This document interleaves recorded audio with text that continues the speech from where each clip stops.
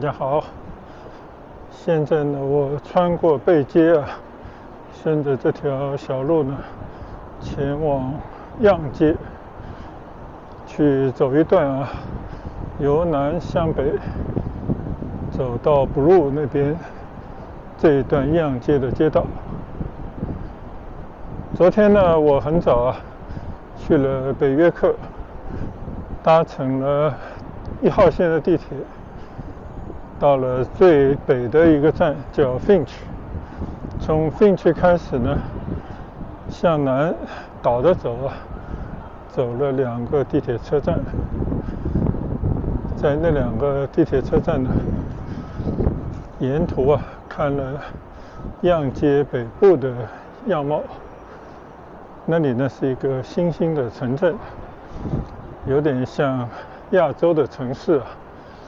或者呢可以说香港化，因为呢确实来讲啊，在那边见到了很多的高楼，都是围绕着地铁的上盖来建设的。因为是北方，所以呢很多的这些公共的设施，大家可以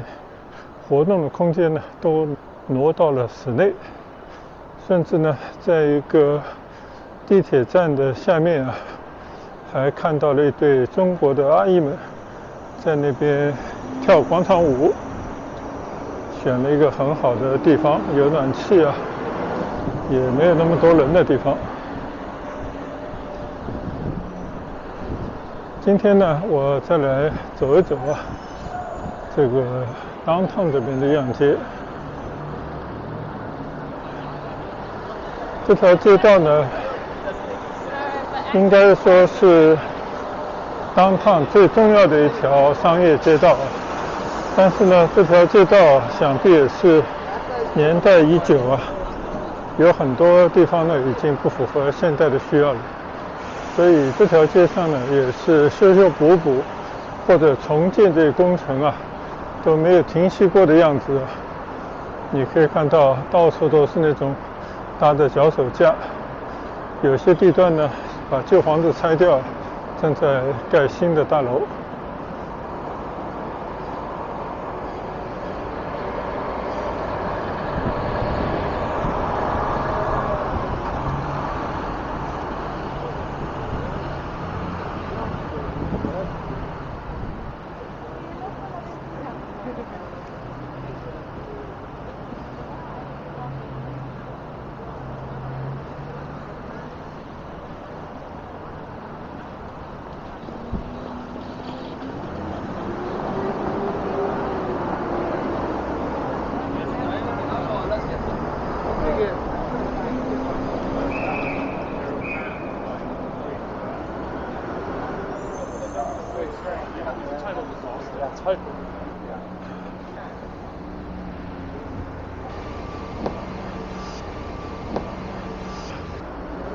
我已经在这条街道走过几回，也在这条街道上的餐馆呢吃过饭啊。总感觉这条街道呢是一种混合体，它又有downtown的高楼大厦，想必呢也有从这些光鲜亮丽的商场里面走出来的富裕的人们，但是更多的呢就是匆匆而过的普通的上班族，过着普通日子的老百姓。而更可悲的呢，就是到了晚上，或者是到了第2天的清晨呢，你走在这条街上，就在很多的地底下的暖气出风口的上面，就睡着很多衣着不整的流浪汉。有时候真不知道他们在这样的一个寒夜，靠着这一点点暖气出风口的温度啊，是怎么熬过这么一个寒冬的夜晚的。有时候看到都令人唏嘘啊。所以这个街道呢，就是这么一条混合着各种人物，有的贫有的富，也有很多光鲜亮丽的商店，但是呢也有一些普通老百姓赖以生存的小店。那更多的呢可能就是那种大门进去啊，楼上的一间间的办公室，里面指点江山的公司宠儿们。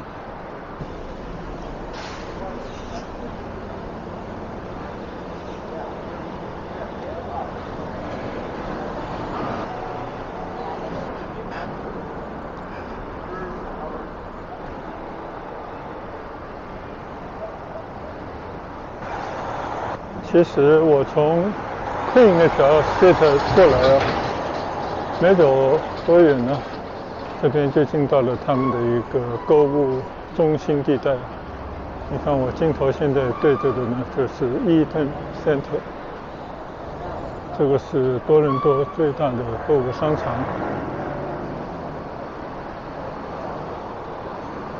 再往前走一点呢，就是 Dundas Square， 一个商业广场，类似纽约的时代广场。唯一令人感到有点温暖的或者感到安慰的呢，是你看啊，这个街道上满地都是那种鸽子，当然可能还有其他的鸟儿们共享这么一个街道，对那些不知道有没有思想的小动物们呢，人类的心灵啊会得到一些慰藉。不管你是贫是富啊，不管你的日子过怎么样，想到还有比自己弱小的这些生物需要去照顾，需要去同情啊，人呢，自然就会多一份生存的勇气。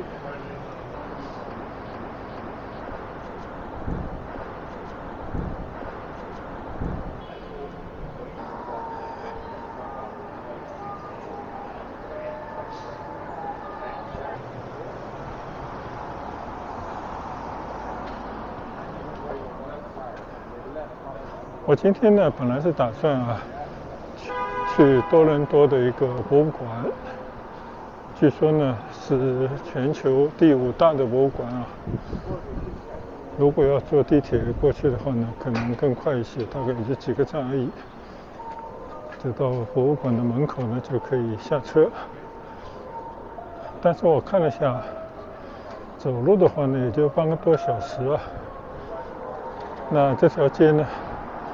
顺着这个方向，我是上次晚上来走过啊。当然晚上呢，遮掩了一些丑恶的地方，使整个街道呢散发着一种夜间才有的迷人的光彩。但是更想看看它白天的一个样貌。就在白天呢，你可以看到更多的真实的生活场景，还有呢，写在人们脸上的各种表情。那我觉得呢，这个可能更生活化一些，所以我还是愿意走一走，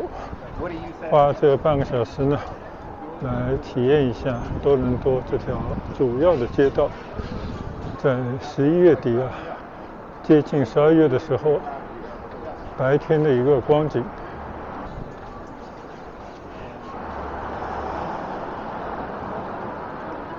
对面呢是 Eaton Center 的一个主要的入口。这个商业中心呢很大啊，然后这边呢还有一个 Dundas Square， 就是一个广场。如果天气比较温暖的时候呢，我相信这边应该是很多人流。最近几天呢，我在我女儿的住所也听到有人在这边好像发出的是一个怒吼，应该是在示威游行，但我也不确定啊。所以这是一个相对来讲比较自由民主的社会，你可以在法律的框架下呢言论自由，大家呢可以集体来表达某种不满。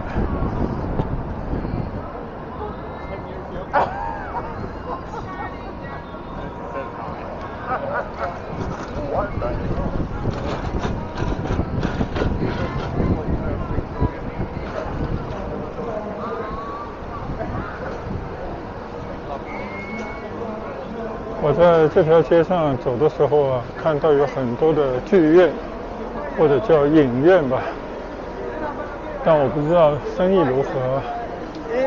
想必呢，现在已经是一个进入高科技时代啊，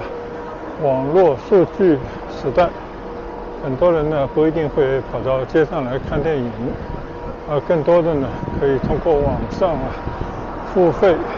在家里欣赏自己想看的电影。但是呢，我不太清楚啊，到底还有多少人呢走到街上来，感受这样的街道带来的一种氛围，顺便呢看一场电影啊，享受1-2个小时的浪漫时光。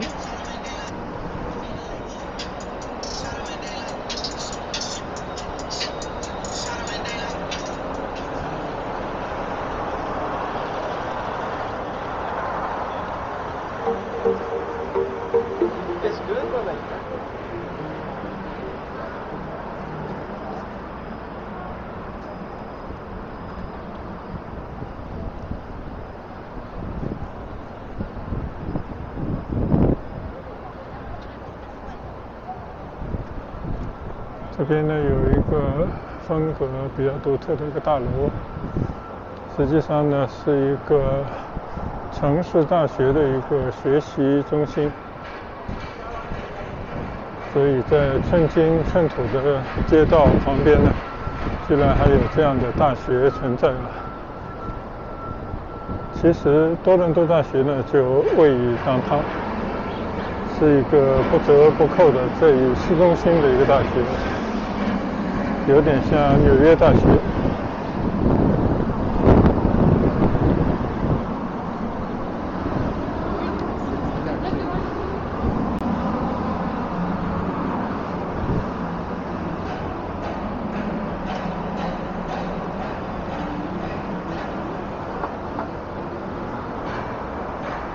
大家可以看到啊，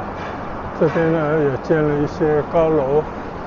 肯定就是把旧的一片房子拆掉以后啊，建成的这些高楼。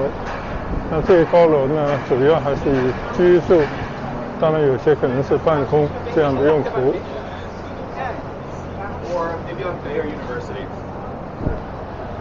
就是我们在这个街道上走的时候呢，就会看到有很多的这些应该很简陋的栅栏，而这里面呢，就是在进行新建筑的建设施工。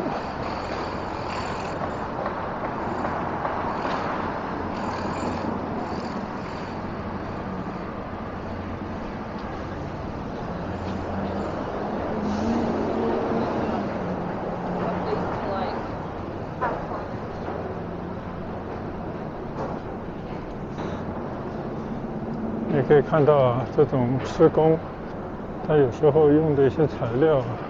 就那种保护行人搭的这个支架的材料，跟我们在中国见到的还是有很大的不同啊。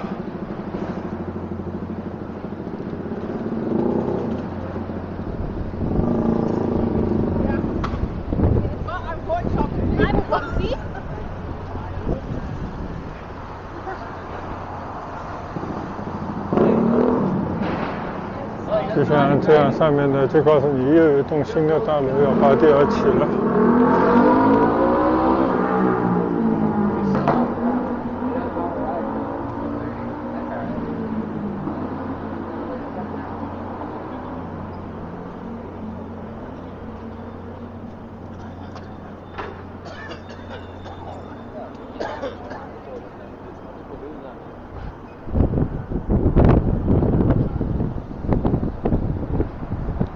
对面呢就是 College Park， 一个小的开发而成的社区。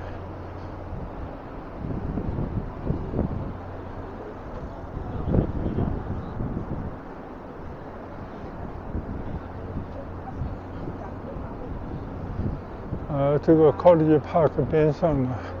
还特地保留了一片老的街区啊，我稍微转进来看一看。我相信能有几栋房子都是民居。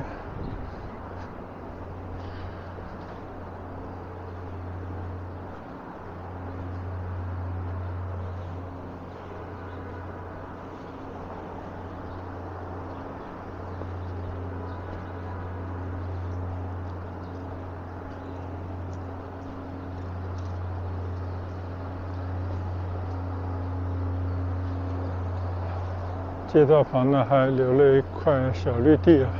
现在成了鸽子们的天下，多少鸽子在这边活动觅食啊！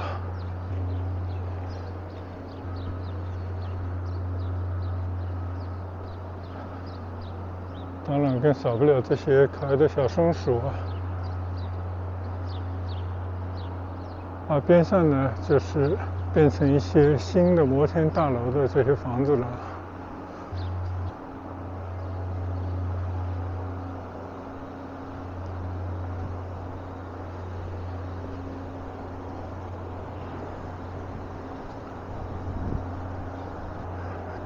这边呢，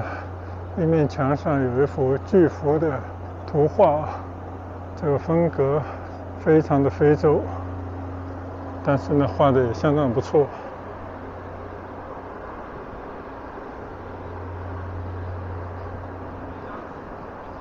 这边有一个韩式的酒店，我相信就是餐馆的意思。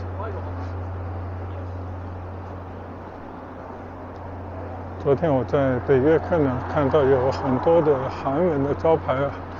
相信呢北约克是韩裔人士居住的一个地区。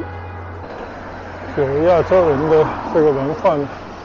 很有凝聚力啊，使得亚洲这些民族呢，他们都喜欢抱团，喜欢群居，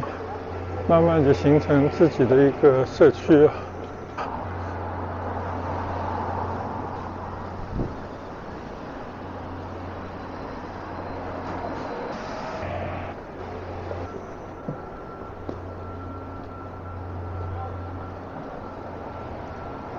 其实也就走了15、16分钟吧，我已经从 Queen Station 走到了 College Station。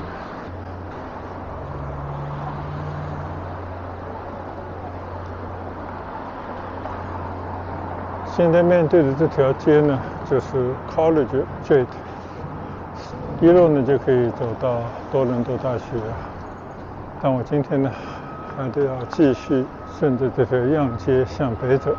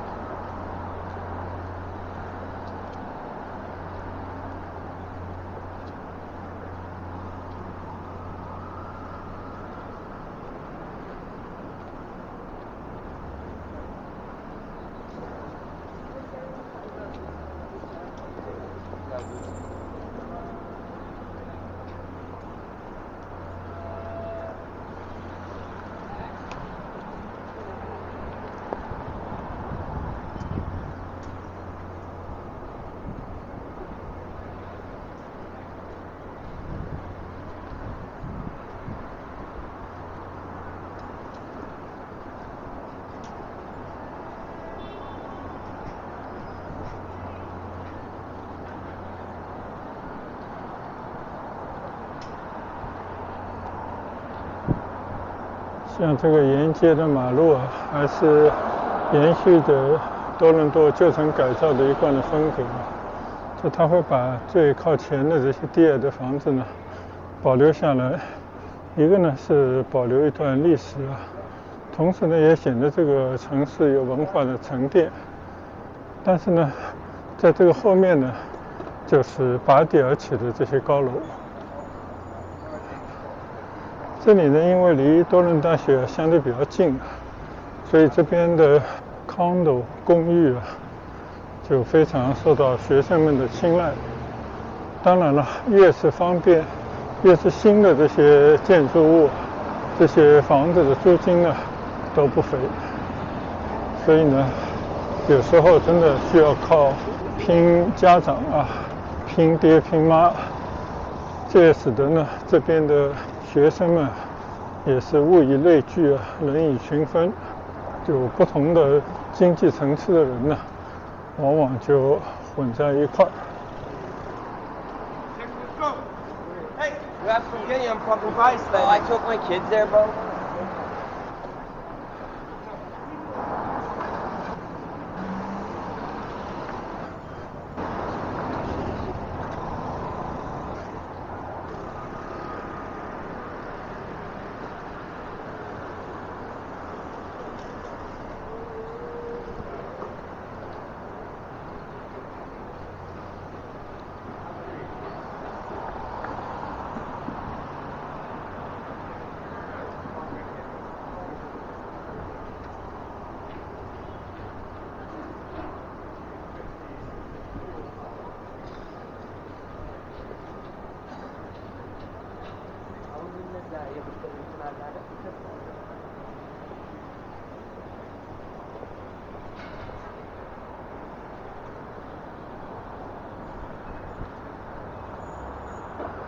在这边看看这栋高楼啊，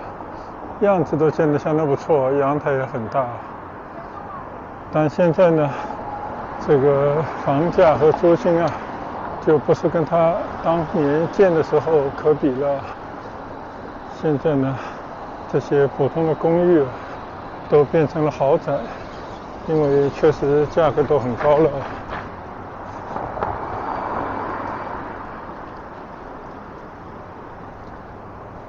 所以加拿大呢也碰到和中国发展的同样的问题，因为它其实也是靠移民、靠人口的增长来拉动这些以房地产为主的消费的引领。这跟中国几十年的城镇化，不断的有年轻人从地方、从农村去到大城市安居乐业，就会产生很大的居住这样的市场，那么使得有资金的人呢，就进入这个市场来早早布局购房，随着时间的推移呢，就可以获取很大的利润，可以把它看作是一种投资，但是呢，也造成了很多后来者的问题，就好像现在加拿大这种高层的公寓啊，一个小两房的单位，动不动就接近100万加币。那么对于年收入啊只有5、6万平均收入的加拿大年轻人来讲，他还有很多其他的生活开销，所以购房呢，真的变得高不可攀了，压力山大。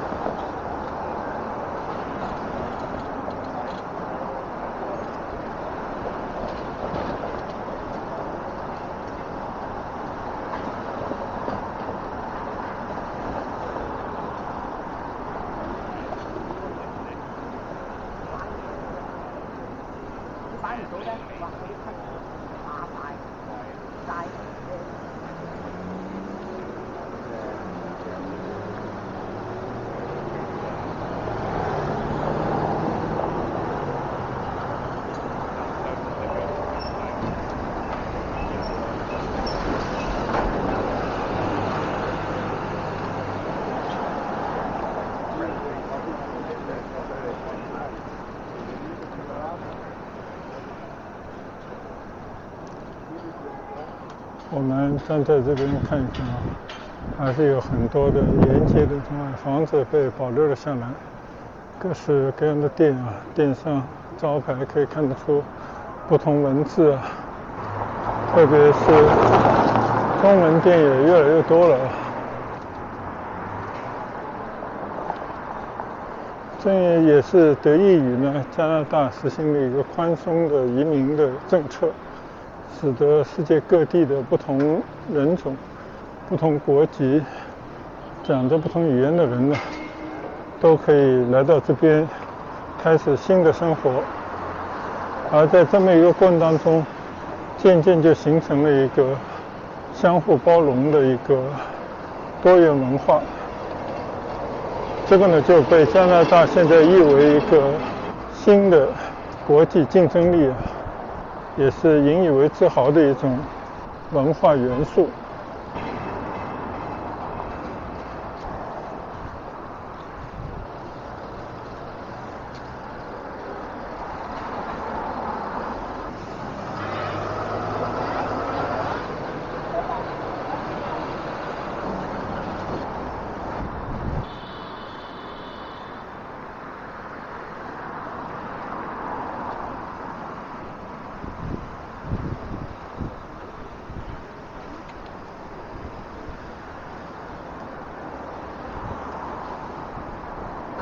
正是有了这样的多元的包容的文化，就使得这边呢更加的吸引新的移民到这边来生活。所以呢，不管是哪里来的人，都可以找到自己家乡的口味，还有自己熟悉的文化啊。即便是你并不怎么会讲英文，也可以在这边生存生活。而更重要的呢，是多伦多这座城市啊，和这个国家很多的这种大城市一样，正在进行快速的变化。大家可以看到的就是那种旧的城区啊，经过若干年以后就会拆旧变新。而另外一个角度呢，占着先机的人们呢，就有可能啊，早早在这边安身立命。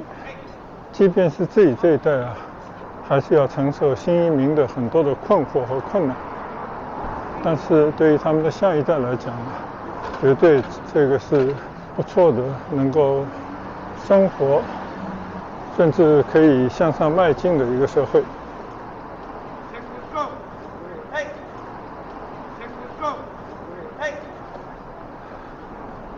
除了这些多元的文化以外呢，加拿大还以一个福利制度相对比较完善著称。比方说，新移民收入低的人呢，他们有可以得到小孩在成长过程当中的一些资助，这号称牛奶金啊。那如果有一个小孩，大概就有400-500块，甚至更多的每个月的这些抚养孩子的费用。如果你是低收入，你也会得到公平的对待，也就是说，你可以少交税，多领福利。那像这些呢，作为新移民来讲的话呢，也可以通过少交税获得一些福利，来度过自己最艰难的新移民的最初的时光。而且你只要勤劳，如果你等到退休了，会有一个保底的基本的退休金。当然了，这要取决于你自己没有太多的个人的资产。更重要的是，现在的加拿大人无需支付医疗保险费就能够享受基本上免费的医疗。那除了牙科和一些特殊的情况之外所以这个对于大家心理的负担来讲是减轻了非常多。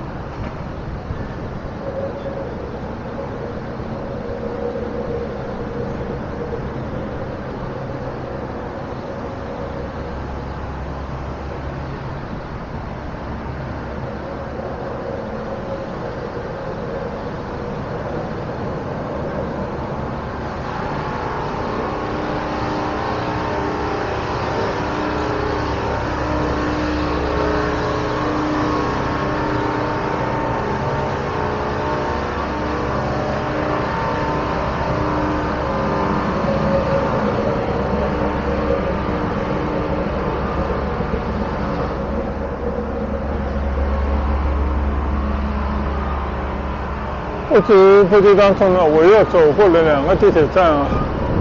来到了布鲁和样交界的地方。这里呢，应该是多伦多downtown的北边的边缘了，但是呢，也非常的热闹啊。我把镜头转过来看看大街，转过来看看这边。虽然这条街道不是很大，但前方呢就是多伦多大学的北侧的校园的边缘了，非常好的一个地方。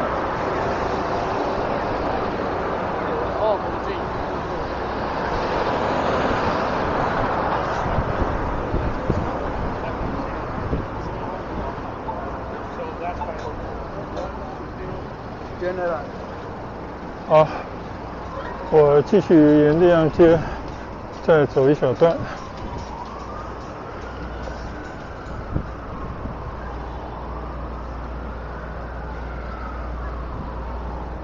据说呢，就在这条补路的北侧，藏着一条名店街，应该也是高商人士啊生活、购物、综艺的地方。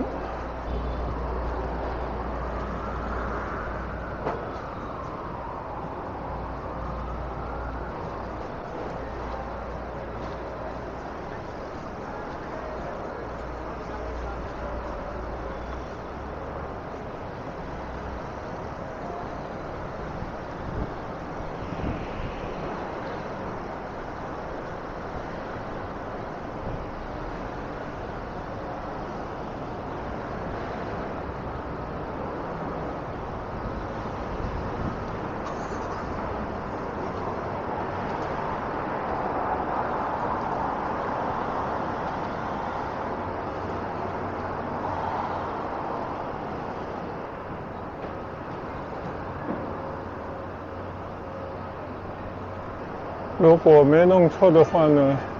对面就有一个多伦多的公共图书馆，它就叫 Toronto Public Library。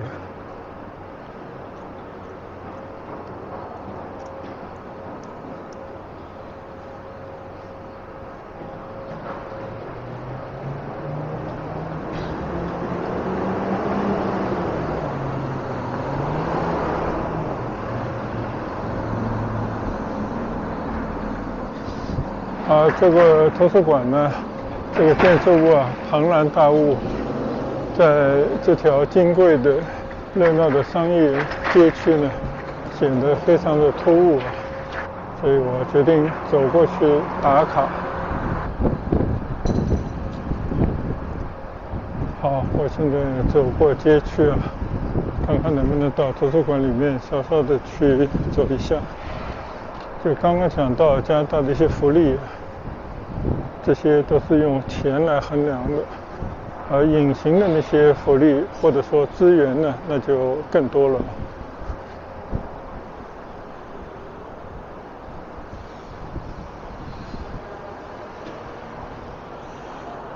这个地方应该是一个小餐馆啊。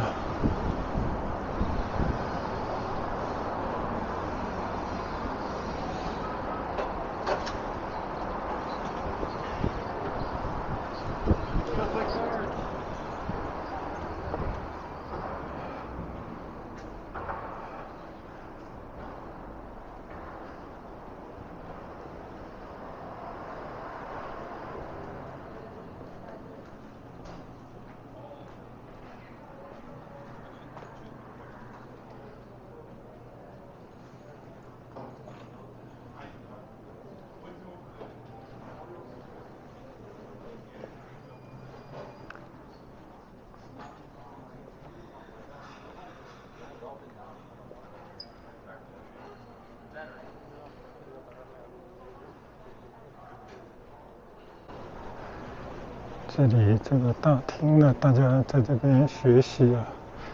非常好的学习环境。如果有时间呢，真的愿意到这里面来啊，待上一天。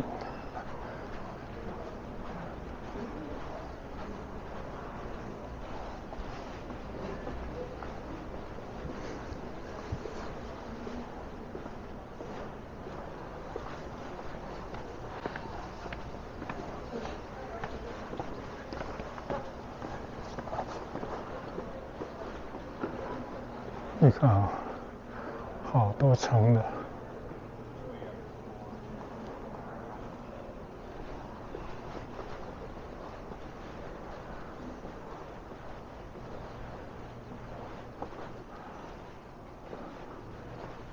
这就是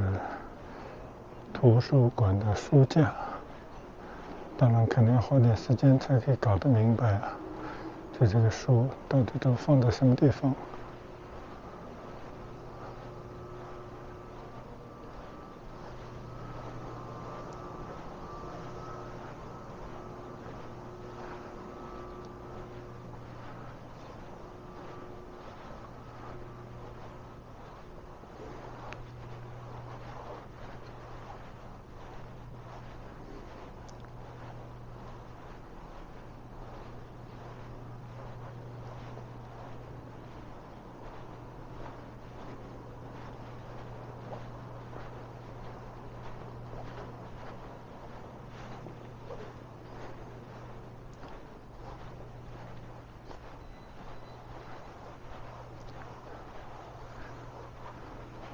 环境很好，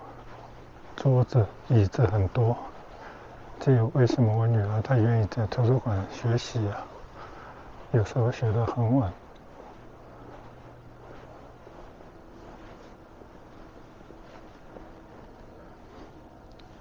这有一些陈列，介绍这个图书馆的一些情况吧。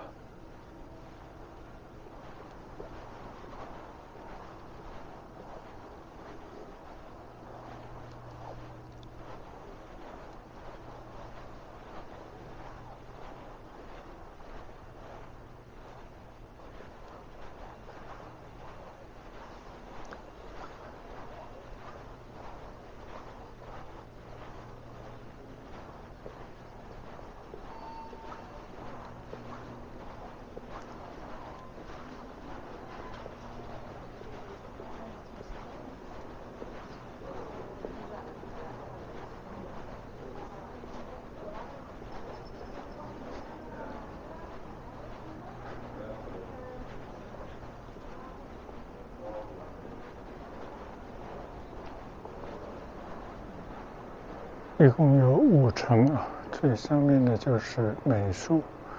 艺术，第4层是语言等等，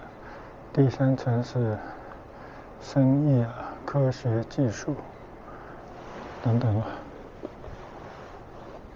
非常明确的指引。不过呢，只有英文啊。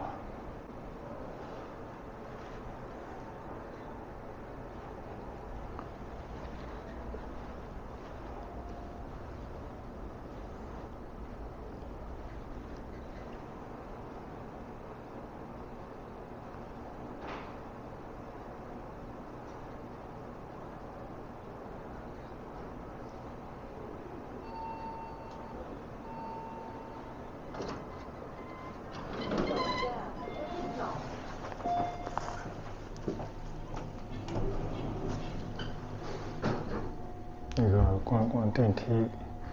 下去。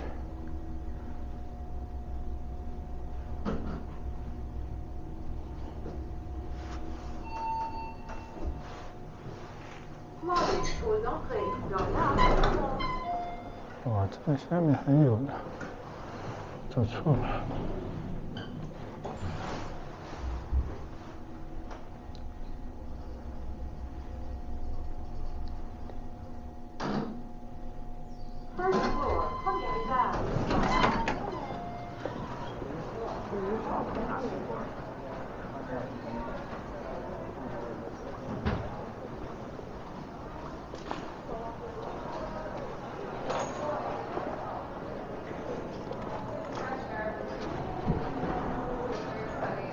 好，我现在呢从图书馆出来了，门口呢就有一个小餐馆、咖啡店，非常不错的地方。我相信呢，这样的图书馆在这个城市里面有很多很多。因为我听我女儿说，就在他们多伦多大学就有7、8个不同的图书馆。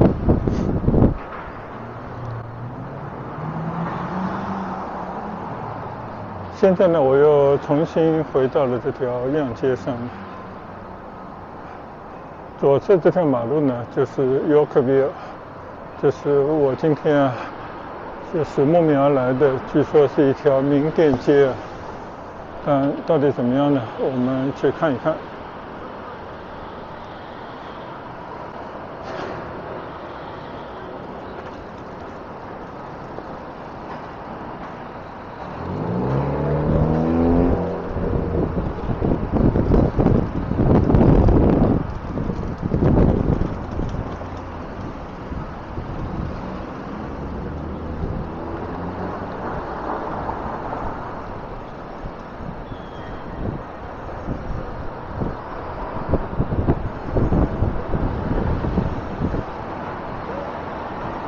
相信呢，以前就是一条旧街，还保留着一些像教堂一样的建筑物啊，但也不一定是教堂。总之是那些古色古香的建筑物。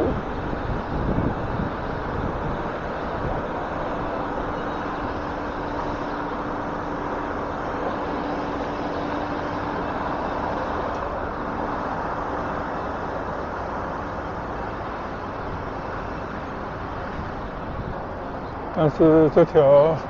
以前应该是古老的小街道呢，都已经在那里重新翻新啊、重建过程当中。你看看啊，这边很大的公司，但是这边呢就有一个我相信呢，这个楼现在用作就刚刚我去过图书馆的一个分馆。我觉得这种老建筑啊，被这样的一种功能保留下来是不错的。这个呢 ，fire station， 这个就跟我们中国以前上海经常见到的消防站长得差不多。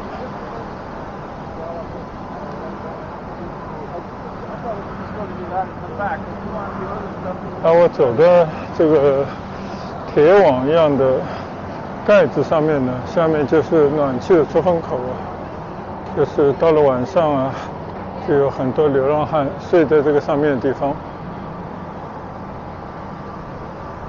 这个地方呢是世纪酒店，一栋新的大楼。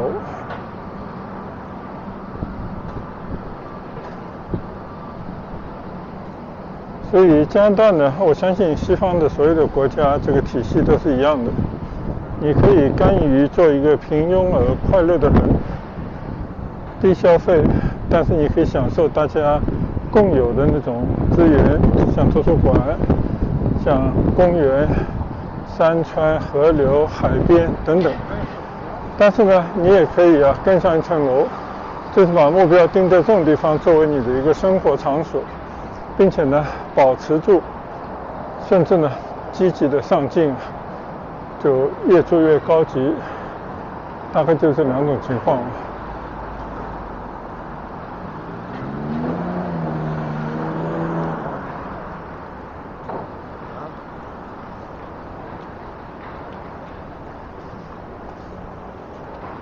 现在呢，我走过贝街，号称金融街的这条街道的北端，再往前走几步，这里呢就保留了很多的一些老房子。那这些老房子呢，我相信都开了很多的商店啊，也许卖的有些是名牌，所以被称之为一条名店街啊。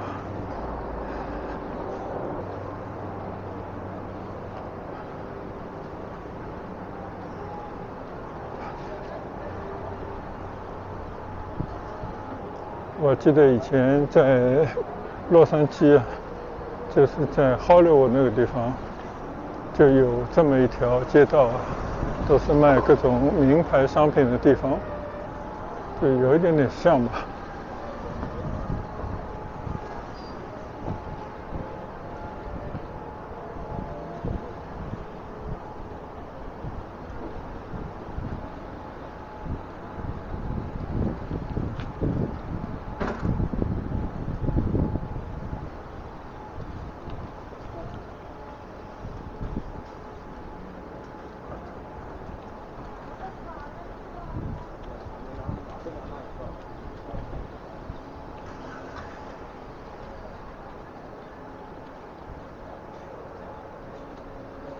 这边呢也是毫不犹豫的就给你贴这个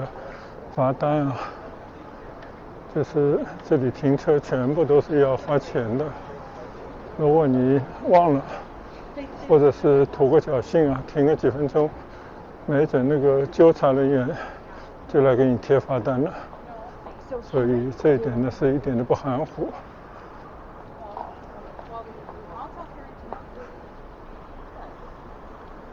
你看这里名店街就来了，Chanel品牌的，当然有更多有些我也搞不清楚的所谓的名牌。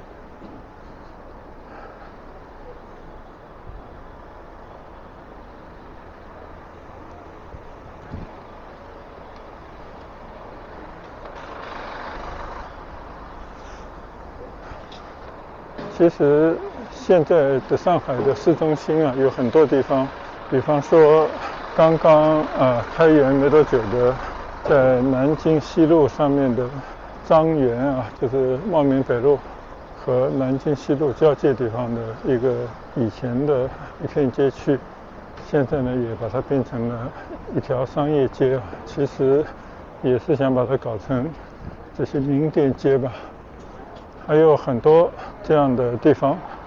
都有类似这样的功能。就只要这个社会啊分出贫富，还有人要积极往上走，想要追求享受更好的生活，那它必然就有这样的一些时尚奢侈品专卖的街区。只不过呢，作为一个人，你可以到处来走走，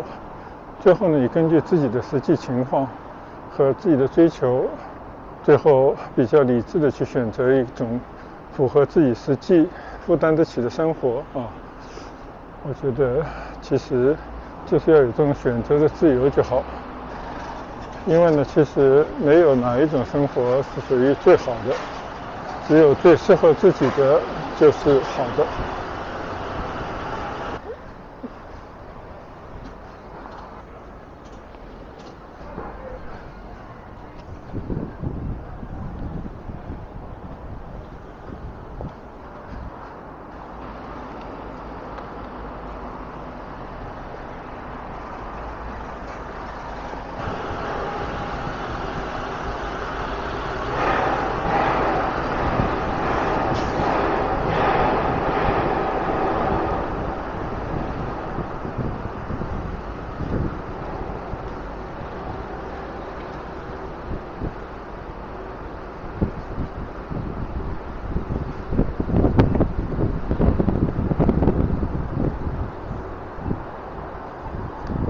现在呢，我已经来到了这条叫 Avenue 的 Road 上面。就这个名字很有意思啊，它其实前方延续的呢就是 University Avenue， 这个 Avenue 本身就是大道的意思。然后呢，它又有一个 Avenue Road， 我不知道这个名字是留着以后啊，在有更重要纪念的人物或者事物的时候来命名呢，还是它就是变成了一条 Avenue Road 啊。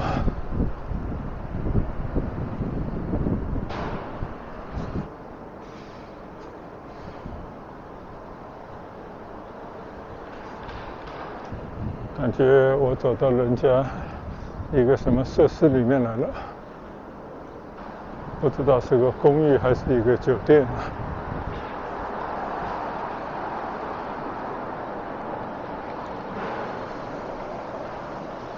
就在加拿大这边啊，人跟人之间关系是相对比较宽松的，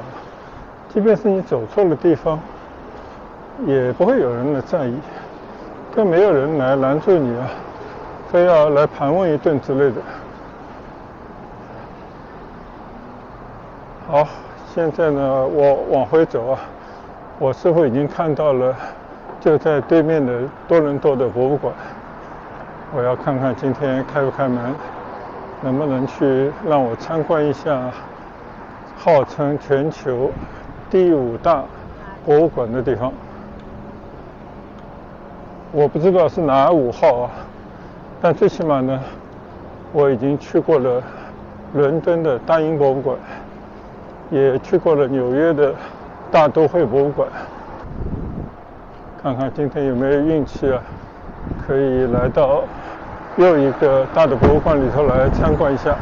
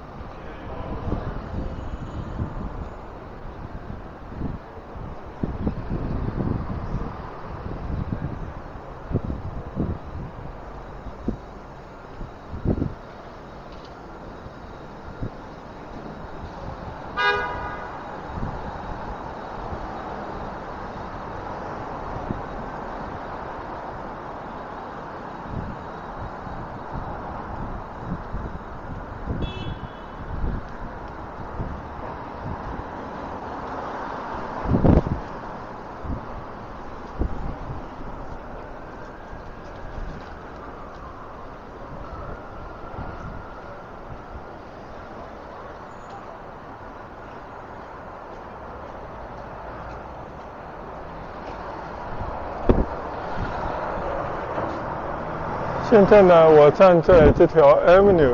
对面的是 Queen's Park， 然后这条横着的马路呢就是 Broad 这个街口，看到对面有一个奇形怪状的房子啊，这个就是多伦多的博物馆。我不太清楚啊，这个博物馆的整个历史，但是我大概了解呢。这个博物馆以前是属于多伦多大学的，但是由于经营的问题或者其他的问题呢，后来这个博物馆在1955年就交还给了政府。然后呢，就有一位设计师叫 Daniels 吧，他呢就设计了这么一个新的建筑，就加建了一个建筑啊。所以我就在怀疑，他这个建筑物啊，是不是从贝聿铭的罗浮宫那边的金字塔那边得到的 idea？ 那不管怎么说呢，面对这么一个雄伟的建筑物啊，无论如何我们也应该到里面去看一看。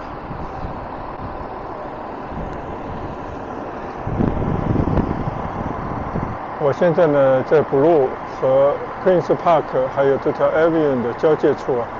对面呢是个教堂。前方呢也是一个巨大的古色古香的建筑物，先给大家看一看啊。然后呢，我把镜头对准后面的这个多伦多博物馆。这条大街上有草啊，让这个非常新奇的建筑物呢吸引着我今天要到里面去参观一下。好，那我们走吧。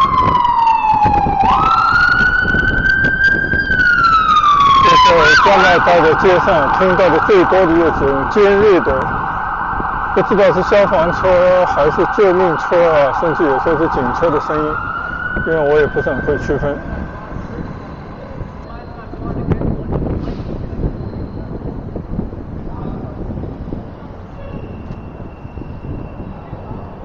这个是一个什么人建的啊？也是一位姓秦的人建的，就 Michael Lee。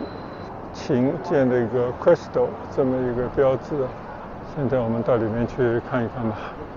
礼拜二到礼拜天早上10点到下午5点半，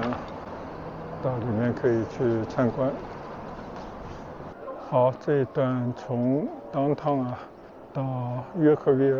再转到多伦多博物馆的行走慢聊呢，就到此结束啊。接下去我们准备进到